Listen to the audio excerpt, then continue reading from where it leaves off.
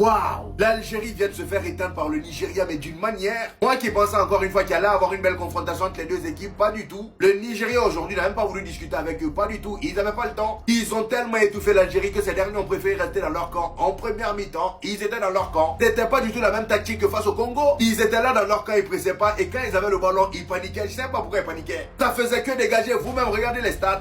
En première mi-temps, 0 tir au total. Pas tir cadré, 0 tir au total. Et en deuxième mi-temps, en espérant au moins un petit sursaut d'orgueil, pas du tout. Toujours 0 tir cadré. Il a fallu que Bounedjah rentre en jeu pour qu'ils aient leur premier tir cadré. Et le Nigeria, footballistiquement parlant, les amis, il faut qu'on en parle. Ils avaient l'air tellement déterminés et confiants sur le terrain aujourd'hui que ça en devenait flippant. Regardez le premier but. Sur un magnifique centre d'Onyemaechi sur le côté gauche, Osimhen réussit à s'isoler au deuxième poteau. Il saute, il met la tête tranquillement. But. Juste après ça, à la 58e minute, le même Victor Osimhen sur un magnifique contre du Nigeria. Tellement le gars est physique, il tue un défenseur de l'Algérie, regardez-le par terre. Il arrive devant la surface à 1 contre 1 avec le dernier défenseur de l'Algérie. Il aurait pu partir tout seul, sauf que non. Encore Adam s'était mieux placé. Il lui fait la passe, le gars se retrouve face au gardien. Il aurait pu tirer, et bah non, il a préféré dribbler le gardien. Il dribble le gardien et il fout le ballon dedans, 2-0. Et ce qui est fou dans tout ça, c'est qu'ils auraient pu marquer plus de 4 buts aujourd'hui dans ce match. Il y a même un but du Nigeria qui a été sauvé sur la ligne en première mi-temps. Bref, des occasions, ils en ont eu. Maintenant, moi, la question que je me pose, c'est comment le Maroc va s'en sortir face à eux là. Et j'espère vraiment que cette fois-ci, les arbitres vont nous laisser tranquilles, laissez-nous profiter du vrai football. Déjà qu'aujourd'hui aussi, il y a eu des décisions bizarres d'arbitrage. Et pour ce match Maroc-Nigeria, s'il vous plaît, faites-nous plaisir.